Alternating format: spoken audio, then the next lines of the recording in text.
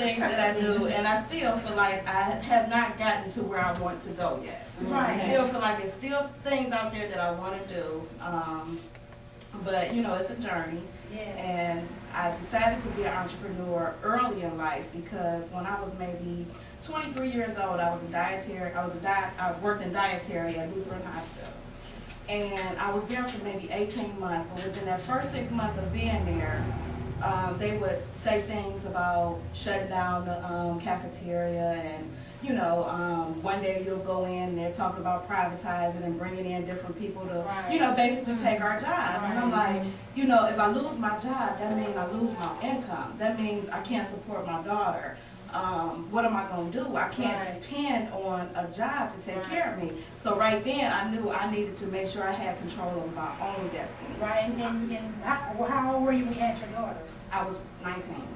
I was 19 when I had my daughter. So, you know, I did everything, a lot of things that I did in life, it was because I had my daughter. Right. And I didn't want to depend on anybody to take care of my daughter. I wanted to be able to support her myself and not have to call mama for Pampers or, you know, do those kind of things. I made the choice of having a child at an early age, and I wanted to make sure I depended on myself to support her and take care of her. You know, so she was a lot of my motivation, and to this day, she's 19 now, and to this day, you know, we talk all the time, and she's like, I remember when you told me when I was 7 years old that I told her when I gave life to her, she actually gave life to me, because she set goals for me. She made me, you know, set goals and, you know, make some of those dreams that I had been dreaming, you know, follow through on them, you know, because you can dream all day, but if you don't act on those dreams, you won't get anywhere, you know. So that was my motivation. Okay. Can we, you know, I have a picture on this spot like this, because when you say everything that you've done, it's like it sounds good. But you know, I like for it to sound great. Okay. Because I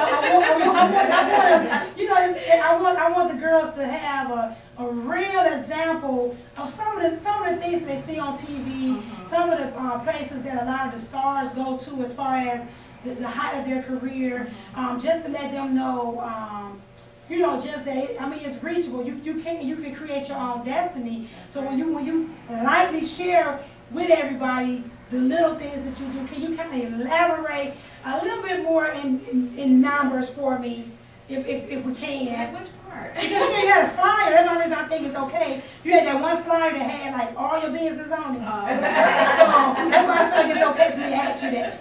But which business? I've named all of them: the beauty salon, the barbershop, the home renovation business. I'm a real estate investor. At this point, I own 22 houses. I manage 44 tenants.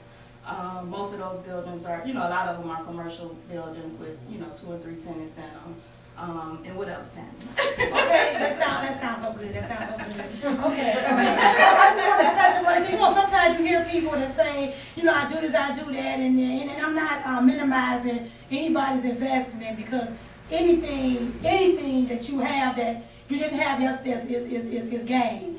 But I wanted her to just share more, because sometimes we think that a company consists of our own one house. And, you know, it's not, you know, it's 2008, just 10 years ago, it was unheard of that black people, but not only black people, but young black people, young black women could just have that type of success. You know, it's like it was actually, she wasn't born with a silver spoon in her mouth. So sometimes you expect it when we have, you know, we have that foundation. But when you start from zero and you create this type of life for yourself, that was why I wanted to, you know, just elaborate more on it, because you have, you know, all the girls come from different types of homes and they're faced with different challenges. And sometimes you can be that one that had that I mean, you can look at other girls like, damn, they got this, they got that, her mother do this, her father do this, and you can be the one that don't have anything to brag about right now at this point in life, but later on, because of your determination, because of your will to say, okay, well, I want this for myself. I want to be self-sufficient. I want to take care of my daughter. I want to do this. This is what I see. This is who I want to be. That's all it takes to get from 0 to 100. That's all it takes is determination. So I want to, you know, elaborate on that. So Now, when you was a child, I know you didn't even know this is where you was gonna be. What was your dream job and why?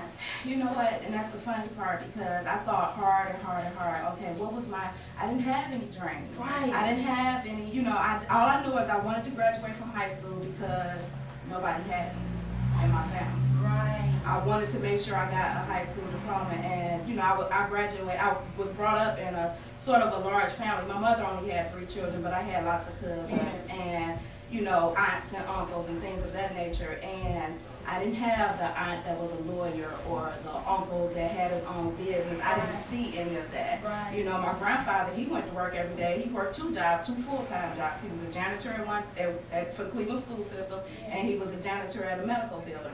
So I knew hard work would get you somewhere because I seen all that he accomplished by hard work. My grandmother never worked. She had other income coming from other areas that wasn't such legal things. But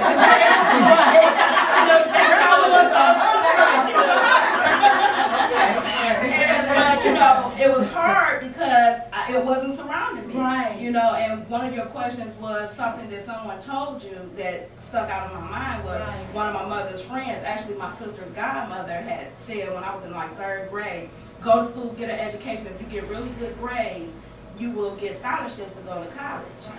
But I had that one person tell me that one time. And even though I heard it, I didn't hear it enough. Right. So it didn't sink in enough for me to actually follow through on it. Right. But I do remember hearing it, but I never got to go to college. I went to Tri-C for maybe a semester and said, okay, don't take this, y'all. School wasn't for me. Right. School wasn't for me. I had too much. I was working 2 jobs at the time. I had a small daughter. I couldn't concentrate, barely got out of high school, so I knew I wanted to be successful, but I had to figure out which route would be for me because education is as important as I knew it was. I got it too late in life, so I wasn't able to act on it like I wish I had, but I was able to pass it down to my daughter, and she made the things list. Her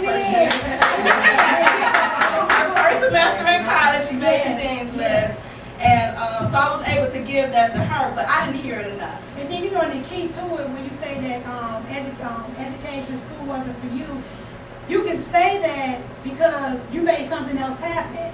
See, when you hear that a lot of times, it's a cop-out because if school not for you, working not for you, what's for you? So you can actually say that and still say it in a positive way because what the message that you're sending is that if you're not the typical go to school, go to college, what are you good at? Right. You take what you're good at and you make that blossom into something that you can feel proud about because you can do the best thing you can do, the best person you can be is yourself. Right. And whereas school might not have been for you, but success was. Right. Success was. And I probably worked twice as hard as I had to because I didn't have education. Right. So whereas if I had a little bit more education, I probably could have cut out a couple of things that mistakes that I made along the road, that I would have knew better because of my education. Right. But, I just took a different path to where I wanted to go. Right. And, dreaming, like I said before, I didn't really have dreams. I just knew I wanted to be successful. Right. I knew I didn't want to depend on nobody. I knew I never wanted to go back home. I wanted to make Yes. sure I could pay my rent. That was motivation enough. Yeah. And with the job situation, I'm like, any day you can go into a job and they can give you a pink slip. And it actually happened to me because, in the process of becoming an entrepreneur, I was still working jobs. I did everything that I could do. So I was driving a school bus, and in 2004 I was laid off from the school bus, but it did not affect me. Right. It did not affect me because I had put so many things in place. Right. I was able to fall back on those houses I had been purchasing. I was able to fall back on, those commercial buildings that I was buying. Right. I was able to put my own business and, become my own tenant and put business in those buildings, which made me able to feed my family. Yes. So I didn't let nobody else control where I wanted to go. So when it happened, it was a lot of my co-workers that, still haven't found jobs, and it's 4 years later. Because they were lazy. They didn't, they depended on this job, and sometimes you can't do that. that, you know, you just have to, I always told myself, I have to make sure I got more than one egg in the basket. Right. You know, I wanted to have multiple sources of income, so if one check fall through, I got 3 other ones coming in. Right. So, you know, something really drastic has to happen for all checks to see. Right. So,